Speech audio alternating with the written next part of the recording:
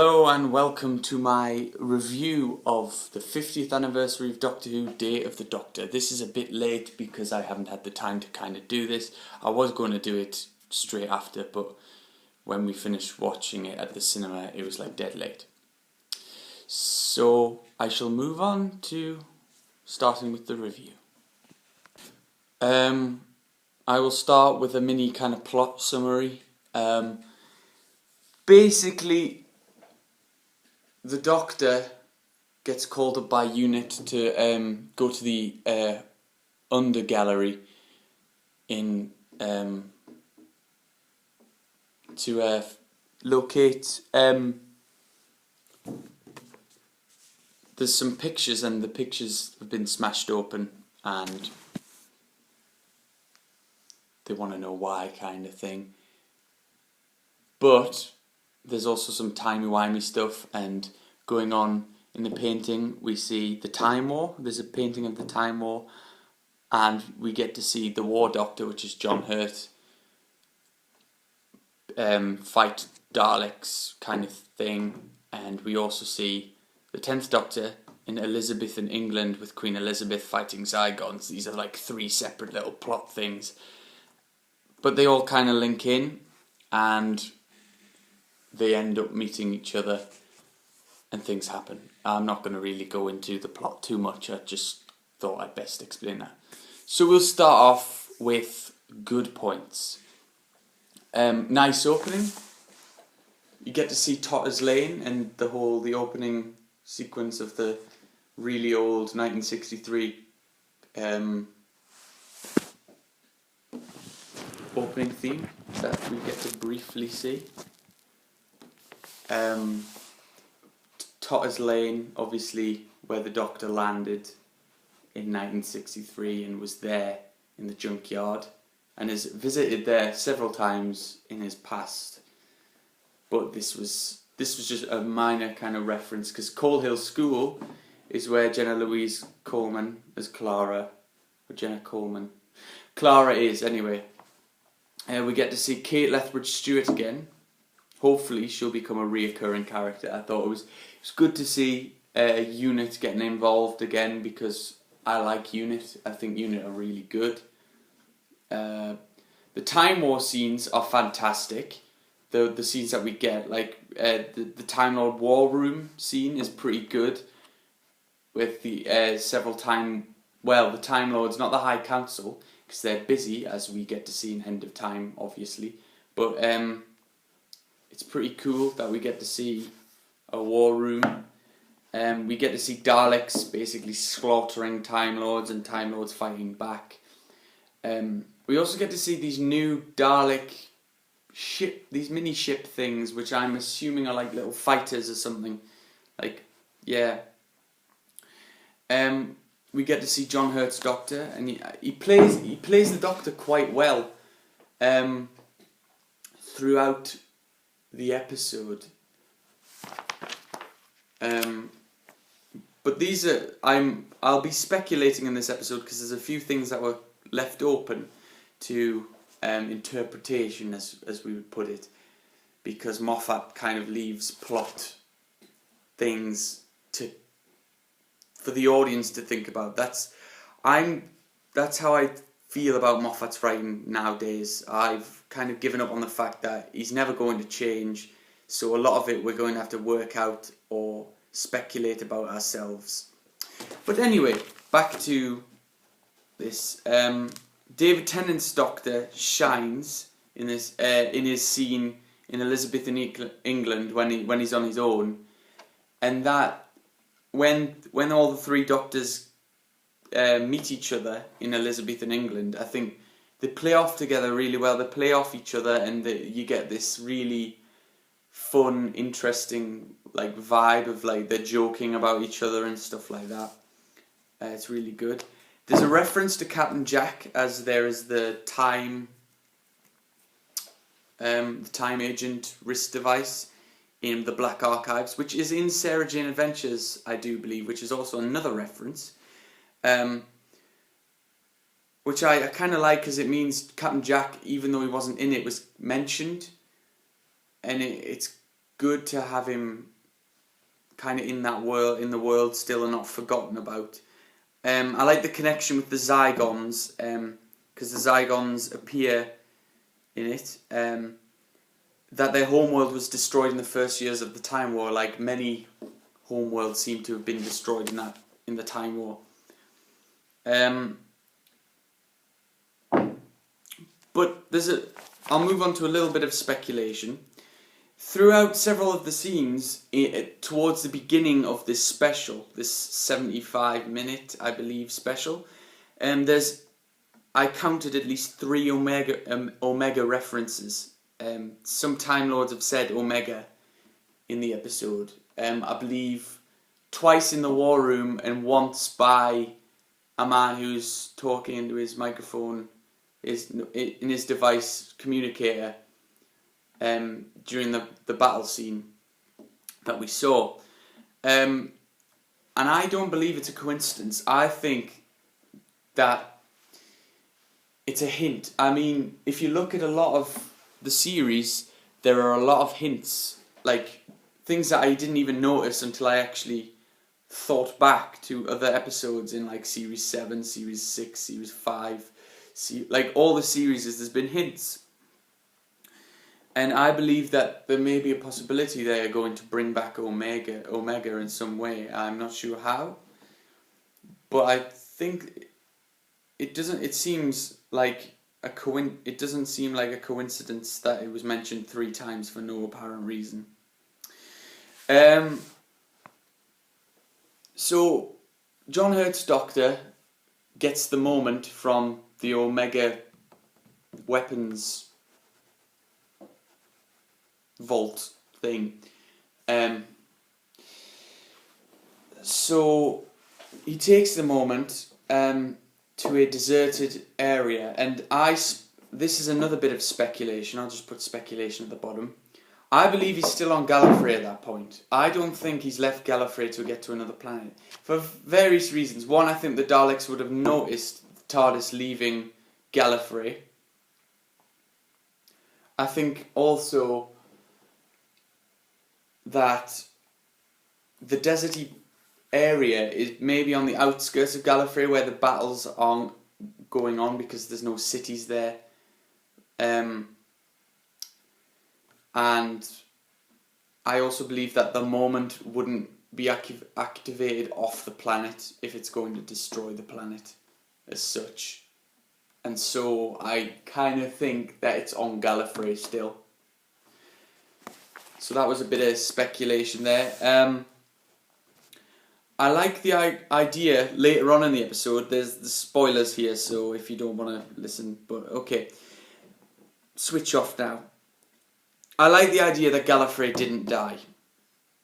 I like how they gave a regeneration for the War Doctor into the 9th Doctor. We get to see that.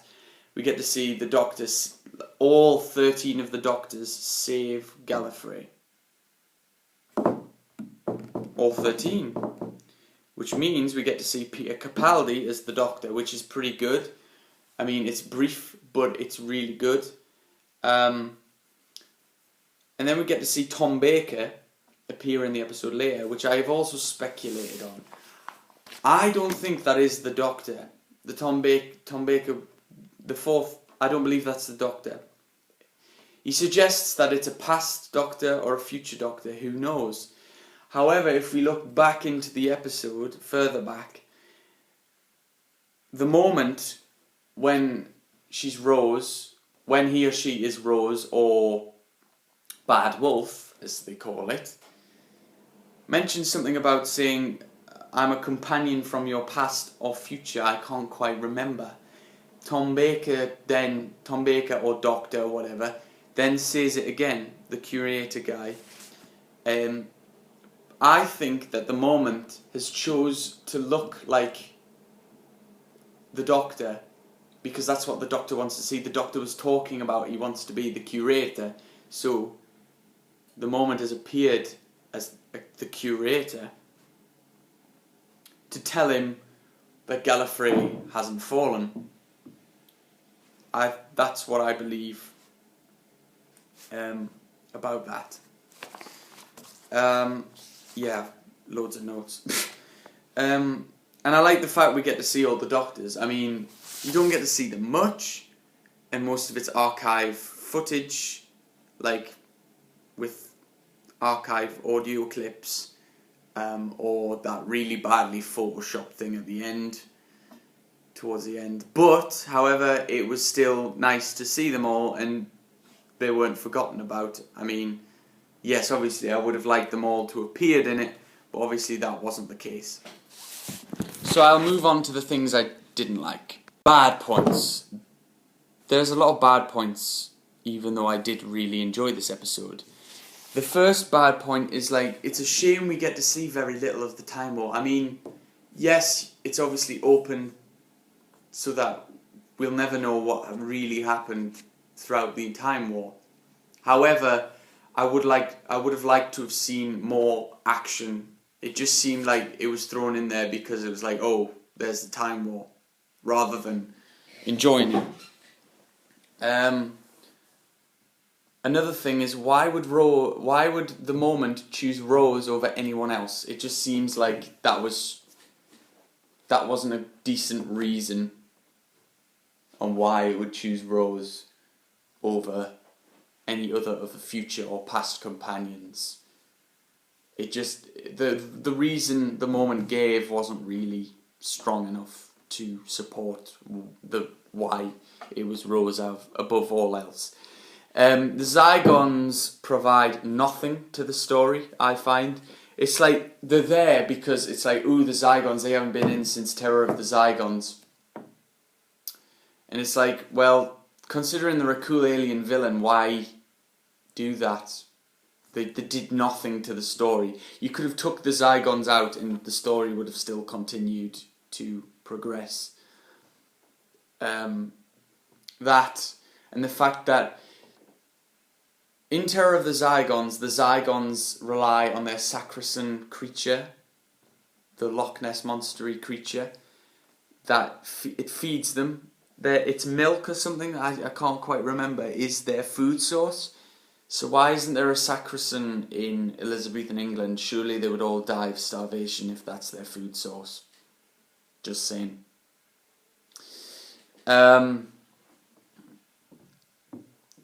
Surely the Time War is time-locked, and yet throughout the entire episode, it isn't. Like, they can't just jump into it, I don't think.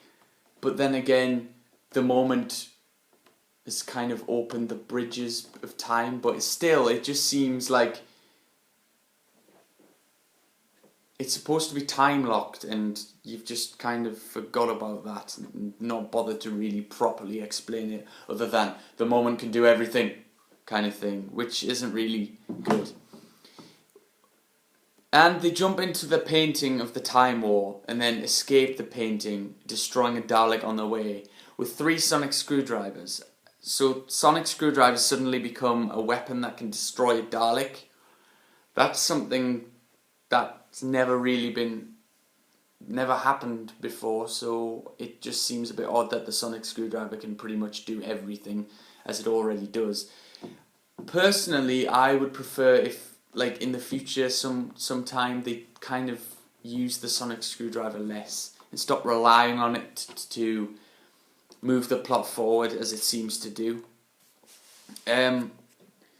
Also, later on, when they decide to change their own history, which I am kind of against. I do like the fact they've saved Gallifrey, but I'm kind of against it.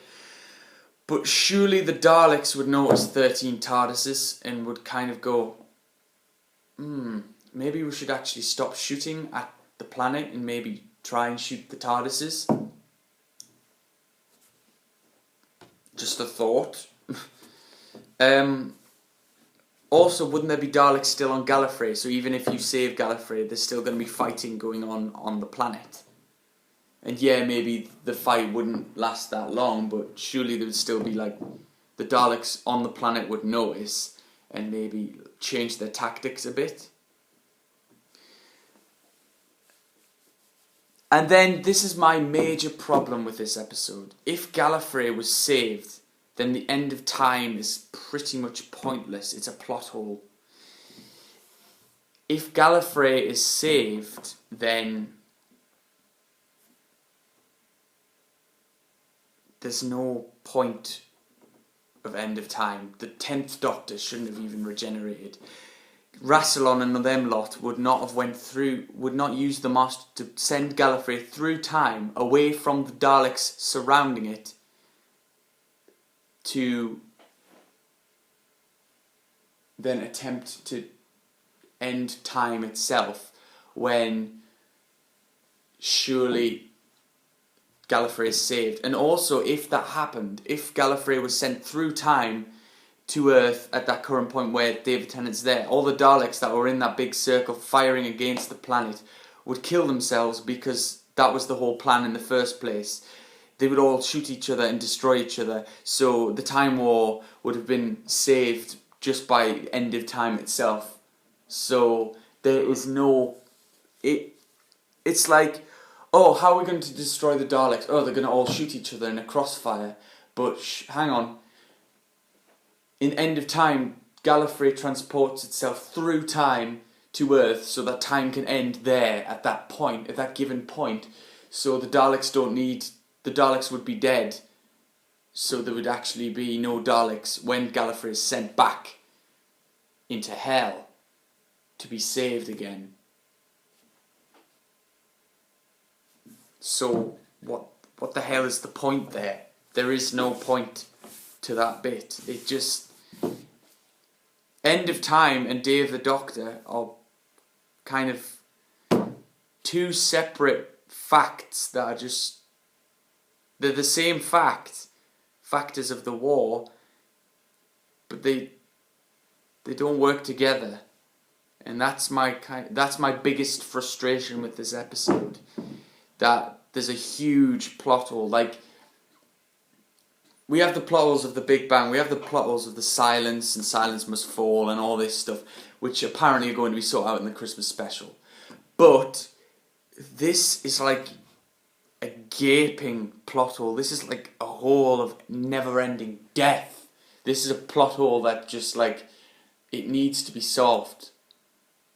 However, because it was the 50th anniversary special, I went to the cinema to see it, and I've watched it again like 3 times afterwards. I've put it aside.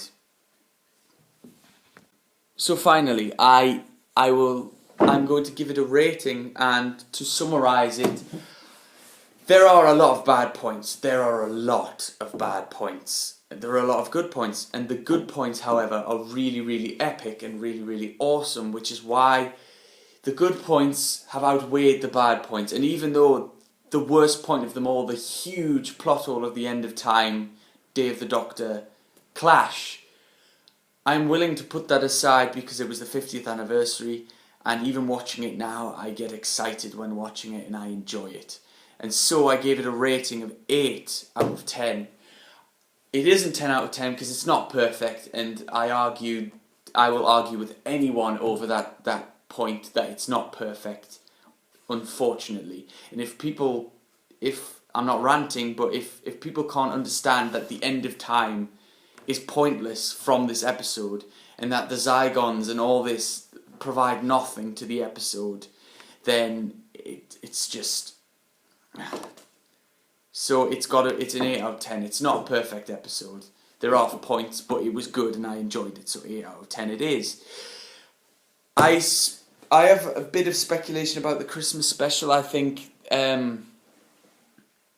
obviously we have been given information, spoilers and things, about the fact that the Doctor is on his last legs in this episode, and that somehow he will regenerate into Peter Capaldi's Doctor, who is technically the 14th Doctor, or the 13th, depends if you count the whole David Tennant hand thing, which is apparently being counted now, which I find a bit annoying. However, we shall see later on. Thank you for watching this. I'm sorry it's a bit late, and I'm sorry it's not as well structured and thought out. This is just me ranting about things, and it was all written down today because I watched it again today. So anyway, thank you for watching. I hope you've enjoyed this video, this review, and I hope you've took some of my speculation on board, and if you agree with my speculation or want to speculate with me, you can always comment on the video or send me a private message or something like that. But anyway, thank you for watching and goodbye.